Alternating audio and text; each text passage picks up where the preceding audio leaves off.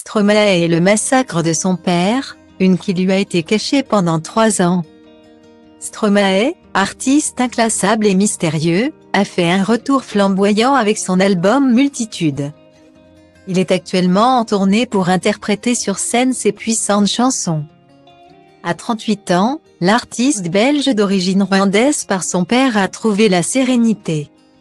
Lui qui travaille entouré notamment de son petit frère Luc Junior Tam, son directeur artistique et de son épouse et styliste, Coralie Barbier.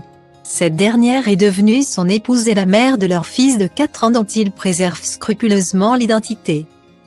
Être père a d'ailleurs bouleversé la vie de celui qui chante Papa Outé et qui a perdu le sien de façon tragique. En 2015, Stromae fait un burn-out l'obligeant à être rapatrié d'urgence à l'hôpital de Gand depuis Kigali, terre de sa famille paternelle où il espérait terminer son Racine Carré Tour. Sa réaction à un traitement antipallidique a été mise en avant mais l'émotion de l'artiste au Rwanda a également été évoquée.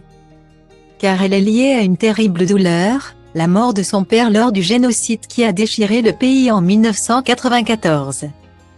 Revenir sur les lieux, lui qui n'était plus revenu à Kigali depuis l'âge de 5 ans, est forcément bouleversant. Sur scène, il avait rendu hommage à son père et, en toute intimité, il s'était aussi rendu au mémorial du génocide qui a fait plus de 800 000 victimes lors de son court séjour au pays des 1000 collines. Un déplacement dont il ne dira pas grand-chose, par pudeur. La mort d'un père qu'il a découverte au mois d'avril 1994. L'Express était revenu en 2018 sur ce drame et comment Stromae l'a appris. Sur le moment, alors qu'il n'a que 9 ans, personne ne l'informe que son père Pierre Rutard est mort au Rwanda, massacré comme 800 000 autres Tutsis après avoir été emmené par les hommes de la garde présidentielle. Finalement, il finira par poser lui-même la question 3 ans plus tard. Il est mort oui.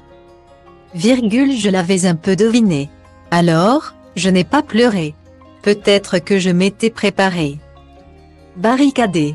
Il n'empêche, ce papa qu'on n'a pas vu petit, on ne pourra pas, plus tard, rattraper le temps perdu avec lui.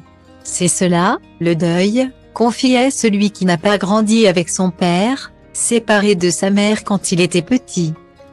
Une absence avec laquelle Paul Van Ave de son vrai nom a appris à composer et dont il peut parler avec son épouse Coralie. Si chacun a son vécu, elle aussi est orpheline de père depuis l'âge de 7 ans, comme elle l'avait confié à Libération.